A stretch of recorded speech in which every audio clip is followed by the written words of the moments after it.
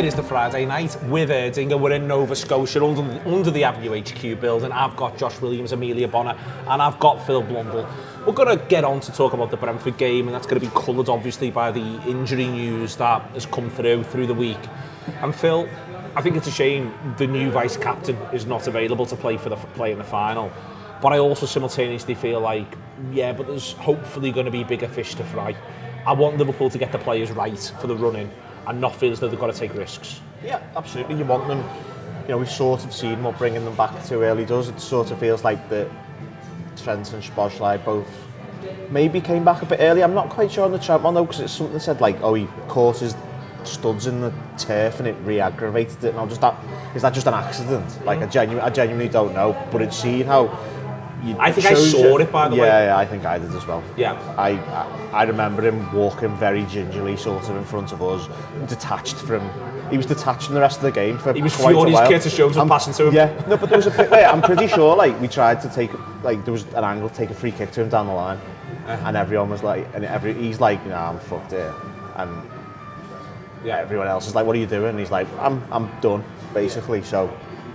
I'll run backwards, but I'll go forwards anymore. Yeah. So you just give them time, get them back, because ultimately we can't. You know, a half-fit one's pointless, and one's out is pointless. So get them fully firing and ready to go. And also, it's not quite as big a blow as it would have been formerly, because you've got Joe Gomez can play right back, Conor Bradley can play right back. They can do it fine. Not as well as him, but it's not as bad as it could have been 6 months ago, a year ago, 2 years ago, and so on. For me, it is just much more of an emotional thing, Emilia, because he's been so central, Trent especially. Szoboszlai, I'd love him to get his first final as well, don't get me wrong. There are finals in the post for him, there are finals in the post for Trent. But it is that feeling of, you know, he's been as much part of this new leadership group as Virgil has been. It's felt like Trent, and he's been doing that role on the pitch as well. So it is a shame the first final of this era he will miss, but ultimately we need there to be more big games, and him being right means there's more big games to come. Yeah, I think there's nothing to be down about, really. It kind of, if you look at it in a micro context, yes, it's a bit of a shame, but when we're looking macro, which is what we need to do for the entire of this season, there's nothing for any of us to be sad about at this point. There's so much to look forward to, and I don't think that getting hung up on kind of individuals who might not be there is an issue, because they're all going to get to have moments, they're all going to get to have absolutely incredible things to celebrate this season, they're hopefully all going to get to have a lovely bus tour, whatever happens. So I think there's a lot, as you say in the post, for them that they're going to get to enjoy. So it's a shame, but I'm not that down about it. I think the missed sort of part of it, the missed beat of it, I think around especially the Arsenal game, and then also, as has happened onwards for Trent, has been they needed him. They needed him to find a way to pull through. They needed him to grit his teeth. He may well not have been 100%, but they didn't have any other options. Or they felt that way, and Ian Curtis Jones steps up second half. But that's different. That's, you're looking around the dressing room, who can do a job for us? And Curtis, because of his personality, puts his hand up. I think that none of them want to shirk, and at times I wonder if the manager's just going to have to look after them a little bit, help them look after themselves in this run, because I reckon they all want to play every game. I reckon they'll be absolutely desperate. They'll all want to be part of every single opportunity. Maybe even because the manager himself's leaving, Josh. I reckon he's going to need to manage them in terms of letting them know, actually, not today. You're all right, not today. Is I think going to be as much of his job as saying, yeah, today you're all in.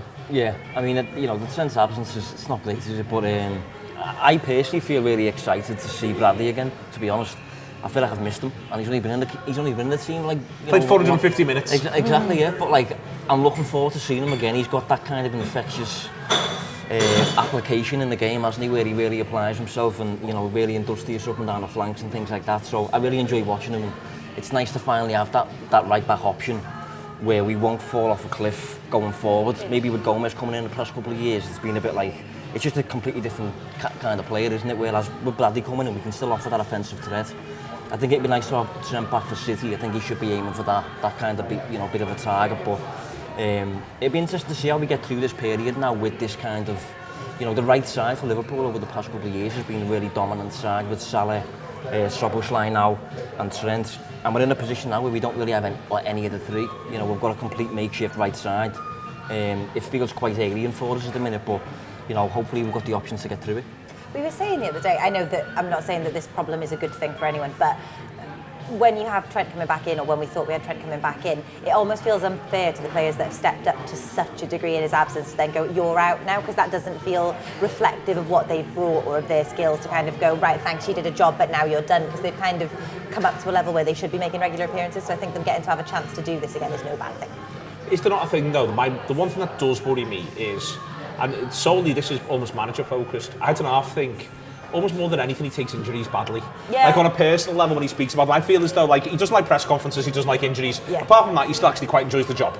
But it does feel like every single injury is like his reaction to the Thiago one. Yeah. When I think most of us are almost at the point where we at least burst out laughing. But I think it's because he has to work with them and he loves them. Yeah, well, in the press conference the other day, he said, didn't he, that a journalist had asked him earlier in the season about kind of, it wasn't an embarrassment of riches, but it kind of, isn't it a great problem to have? And he said, if anyone asks me that again, they're getting thrown out of this press conference. Because he's at that point now in his job where he can go, look, I'm leaving, I can do whatever I want and say whatever I want, and I'm not happy about this. It does obviously get to him, but it's difficult, because on the flip side of that, when everyone's well and everyone's able to play, he's then got the problem of needing to keep everyone happy and wanting to make sure that people are getting the minutes that they want for the performances that they're putting in. So there's no perfect world, but obviously the better option is all of the lads being fit enough to play and having to go, sorry, thank you very much for your help, Joe Gomez, but you're going to be sitting this one out. I think this is part of him liking them. I think he's the opposite. There's the Shankly thing, that Shankly wouldn't look at them if they were injured, and it's not your leg, it's Liverpool's leg, and all of this sort of stuff. Genuinely, you know, it's mad to think about that, but that's the way Shankly was. He wouldn't I know you're injured, but just get on that pitch, and I know you can't run, but just try and play football. Yeah, and whose benefit was this? Yeah, but that was what genuinely what it was like. With, like, to go all the way back, like the manager was distraught for Joel Mata. Like, he was distraught for him when you and you know, I think this is the extent to which he does see it as a workplace. He does see it as they're all his people. He does see it as they're all committed to him and what he wants. And so therefore, when they can't perform, you know, I genuinely think he'll probably be more cut up about the idea of Trent not playing that final than Trent is. Because Trent's played finals before. Trent's probably thinking, I just want to be right for the big games. Maybe I'm wrong. But he really comes over, like every single one of these now is like a blow to him, every injury. I think to an extent, yeah, but at the same time, it means he gets to give either Joe Gomez or Conor Bradley a game in the final, which... Yeah, or maybe because, both. And they've both been quite a big part of getting there as well, haven't they? I know Bradley was injured in the earlier rounds, but he plays both games against Fulham, for example.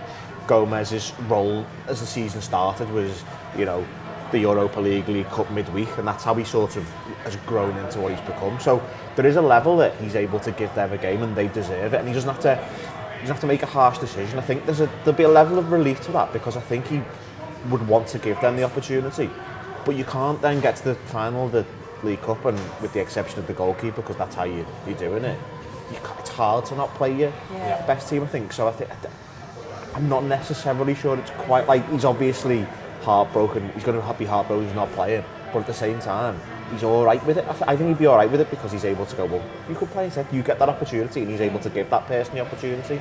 And part of why they're getting the opportunity is because of the trust he's shown in them, the ability that they've shown, and it's a good example of what can happen for a young player at Liverpool in Bradley's case, or a player who's not quite guaranteed a start in the case of Gomez. Excellent stuff. We are in Nova Scotia. We are with Erdinger. It is an absolute pleasure. Back in a second. And Erdinger, please.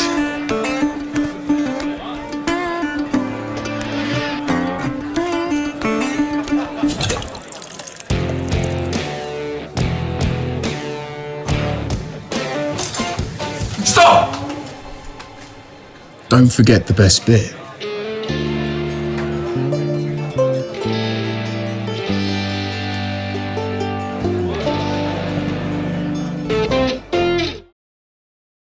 And we are back in Nova Scotia. A pleasure to be here. Let me talk you through this, Josh Williams, in the context of Brentford. Liverpool's bench could well be, unless there's something I don't know, Kelleher, one of Gomez, Bradley and Robertson, Quansah, Shimikas, Elliott, Gravenberch, and then two of the five forwards. That's 8 of the bench. Number 9, let's just let me Bobby Clark, because he's my favourite. So well done, Bobby. Okay. He's the one who'll do for me. That's a good bench. That's a bench with no hiding places. Yeah, to be honest, as you were saying that then, I was thinking, is he painting this as a negative? I was as well, you know. This is quite a decent bench, yeah. That's the better bench than like Arsenal have had for most of the season, with everyone fit. So I think it's a testament to Liverpool's squad building. I think it's one of the reasons why we're up there. It's one of the reasons why we keep delivering big moments, like in the last stages of games, you know, bringing on these kinds of players. And I think we'll need them as well. I think Brentford will be a tough game. I think it'll be a tricky one. It's away from home, and you know it's not a nice place to go. I always think Brentford are really good at targeting your weakness, the biggest weakness. Like I remember that time they scored 3 against us, and all 3 were like at the back stick where Trent was, aerial balls in there. So hopefully we can call on these players to make a difference. Yeah.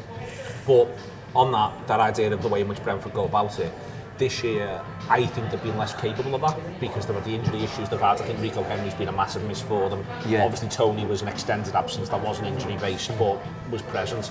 They've not been able to pair Tony and Bueno. They'll probably have Wissa back for this, I'd have thought, from the AFCON. But in the game against City, they look short of pace to me in terms of what you've seen from Brentford teams in the past. I don't think it's the best time to play them. That might well have been 4 weeks ago, 5 weeks ago away from home, before Tony was back, whilst people were out at AFCON and whilst Bueno was injured. That may well have been the case. But I think I'm worried about it, don't get me wrong, because I think they're a clever side with a clever manager, but it's not maybe quite the same proposition as it was 12 months ago. No, I agree with you, yeah. But I think they've addressed some of the issues that they've had by getting the likes of Tony back. They've got Reguilon in place of Rico Henry for the moment. I think he's on loan. And as I said, they will just challenge you with like long throws and things like that. You know, They'll do mad stuff. Yeah. The smart institution. I think that's the way they paint themselves, isn't it? And I think they play like that on the pitch. To be honest, they play to their strengths. And to be fair, City dominated them for the most part. But yeah, you just never know. If you go a goal down or something like that, you just never know. And you know, the trip to London and things. It could be a tricky fixture, I think. This is one of those games that I do think the first goal is massive. I don't think that's always the case. I think it's a cliche in football. I think there's some games when I look at it and I think I want to be the team that scores second. Chelsea was a really good example of that. The Chelsea game is a great example of if we score second, we'll win this game. If Chelsea had gone 1-0 up and then we'd have gone back to 1-1, we would have won the game from that point. There's like Tottenham, for example, who basically need to score the second goal in every game. Yeah, or they don't score the second goal, they're done. Yeah, they're in real trouble. They're either 2-0 down or 1-0 and they don't win. This one, though, I think it's a first goal game. I think if Liverpool do act responsibly and make sure that they score first, and no matter what happens, then I think they'll be in really, really good shape. I expect Brentford to score, don't get me wrong, but Liverpool getting the opener, I think, will make a massive difference. Yeah, it's interesting going. It'd be interesting going here, not when it's dark and loud. Because we played. They've opened. Well, it was September the first. It wasn't dark, but it was R5. Yeah. Just after they got promoted, it was the first big game they had. It looked in my head. It's black and white, grayscale. It was. Yeah, we just 3-0. I think they had. I've got a feeling that they only had 4 shots and scored 3 goals, and it was a weird game. But they have scored 6 goals in the 2 games there. It's been the difference between them at Anfield and at their place, the Gita. I don't remember. They like to call it the New Griffin Park, which is fine. Just call it Brentford Stadium, whatever it is. Feels like they're different teams, and they come away and they're a bit meek and they're a bit like we're playing a good team away from home, we'll get beat. They play at home. They tend to be in your face. But I think it's weird when they talk about, people talk, it's a really hard place to go, and then fans of mid-table clubs will go, no it isn't. Yeah. Like Wolves smacked them 4-1 or something, didn't Everton they? beat them 3-1 and embarrassed them. Comfortably. So it's really weird how, and it's sort of what Josh talked about weaknesses. Like they're good at finding a thing and going, oh okay, well we'll do that. So we've got to basically protect what they consider our weakness to be, work it out quickly, and mean that they can't do it. And I think we're more than capable of it. I think the midfield that finished the first half was probably what started. It's going to be big for them because I think they've got Jensen and Norgard back together. That's when you talked about things they've missed this season. I think the 2 of them not being able to play together has been pretty important because they're a very important part of their setup as a whole. Jensen's obviously the one who manages to lash the ball. He's about 4'6" and he can throw a ball about 50 metres. it makes no sense. It makes absolutely no sense. His delivery as well from pieces is really good too. So Norgard's always liable to sort of win one in your box and get a goal. I think the win, I don't think it'd be easy by any stretch of the imagination because going away from home in the Premier League at the minute is hard, no matter who you're playing. But I'm happy it's 12:30, which isn't a sentence that I thought I would ever You'll say. You'll get an extra hour in bed, you're saying? I know, yeah, we're not leaving till 7. I was made up with that. But yeah, it's going to be hard. We have to be prepared for a fight. I just think the way Liverpool are, that they will go and have that fight and go, sound. The biggest Liverpool leading street fighter at the minute to me. Emilia feels like it's Diogo Jota. Since he's come back from this injury against Burnley, to me he's been dead-eyed. He is not taking anything lying down, he's not taking any mess, and I think he's been excellent. I think it's really important Jota starts this. Yeah, absolutely. Just he looks so threatening every single time he gets the ball, and you think that, I don't know, he's reliable in a way that, I'm not criticising Núñez in any way, but you just categorically know that Jota will make something of something if he's given any opportunity at all, and I think that's what you want in a match like this, someone that you just know is going to make things happen. So I would love to see him, yes. Last season, Phil, there is a Núñez moment where I think there's been 3 or 4 times during his Liverpool career where I think there's legitimate frustration around him not taking the chance. He rounds the keeper and Ben Mee just gets there. Yeah. But I think he should take Ben Mee out of the equation, if I'm honest, in hindsight. That one shouldn't be there. I think when the big chances fall in ones like this one, I think it's important that Liverpool do take them. I think that they're likely to fall in the vicinity of Núñez, if we're all honest about it, if not necessarily to him. Do you remember the disallowed goal he had as well last season? Oh, it was spectacular. Such a good finish. It was an unbelievable. It was almost like you should have gone where you might have been a little bit offside, but the finish was that good. We'll just let you have it. Like, I think there should be that within VAR where the VAR can go. It's dead good, that, you know. It's dead good. Like the way they've given that Hull at the goal, despite the fact it wasn't going in, because he beat 3 men, nutmeg someone did the Bona. hit defender heads it in. They've gone, it's your goal. It was dead good. Just do that, but with VAR. By the way, you just broke my dreams that I didn't realise it had nicked a lad on the way through. I've only seen it on social. No, I didn't. Yeah, he heads it in. He goes in his head off. I just thought it was a lovely curl on it.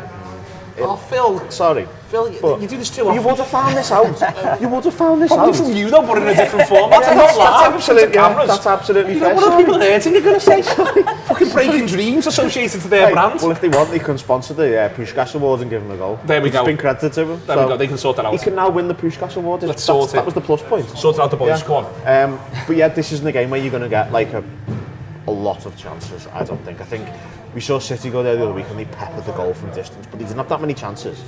They obviously scored 3 goals. One of them was a literal gift. Yeah. Ethan Pinnock just heads the ball to Foden, he's a penalty spot, bang, 1-1. There was one Erling Haaland goes through 1-on-1 with the keeper where they passed him the ball and played him through. Like, if you get these, you have to take them. That's because City got there the other week by just peppering the goal, and eventually the pressure sort of, it felt like it melted them down, and it gave them the goals. Now we've got to do that as well. So maybe it's a similar thing. You know, McAllister probably a bit further forward, so you've got that asset of him having shots from distance, which we've not had much when he's been sort of sat in front of defence. Yeah. So there's that. You get Núñez, who obviously loves a shot. Loves a shot. You can get Jota in the right areas. Diaz gets between the goalposts. There's opportunities here for Liverpool. Elliot's just another one, you know, for these long shots from distance. Do you think he's starting this game? I think he deserves to, based on his last performance. Like. Do you think he's starting at the biggest team of Groks who Yeah, specialise in set pieces in the country? No, it's a good shout. I'd probably not. I feel sorry for Harvey, don't get me wrong, because I'd be fine with He started there last year and he really struggled with the physicality. He couldn't have been any better the other day though, could he? No. Absolutely spot on, he wasn't. He was really impactful and influential and good on the ball and all that stuff. I think he might get the final. Maybe, yeah. Outside shout there. I think he might get the final, yeah. Who instead then? Endo? Or... Endo, McAllister and Jones. Yeah, fair enough. Because of the physicality, Endo rather than Elliot. That's fair enough, yeah. Hang on.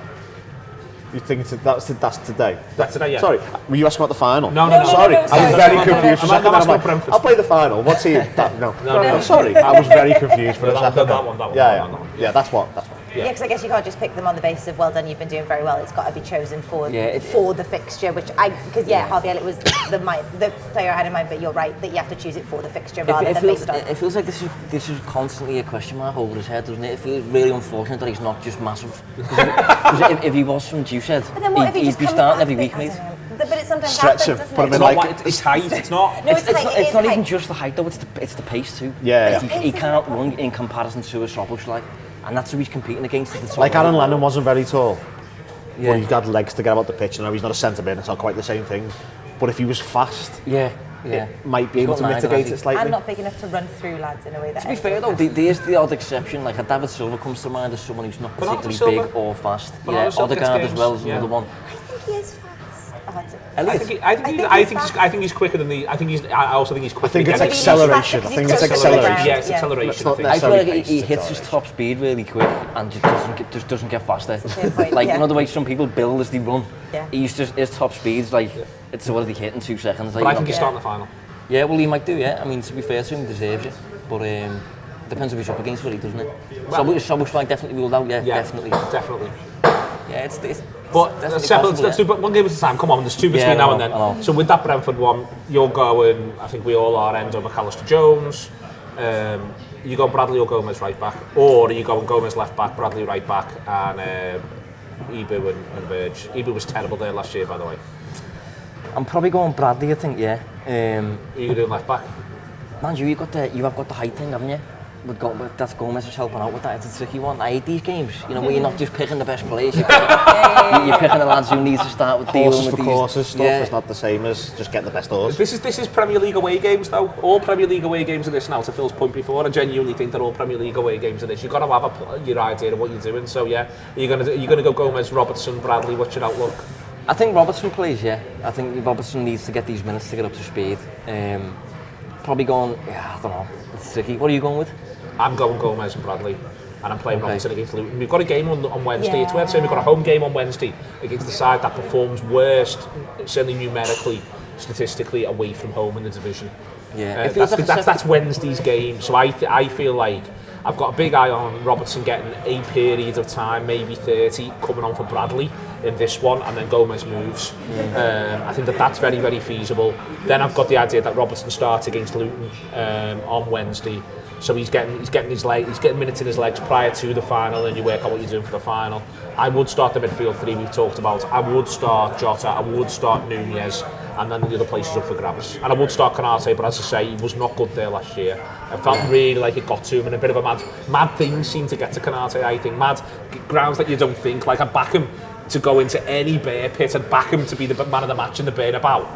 In a really weird way.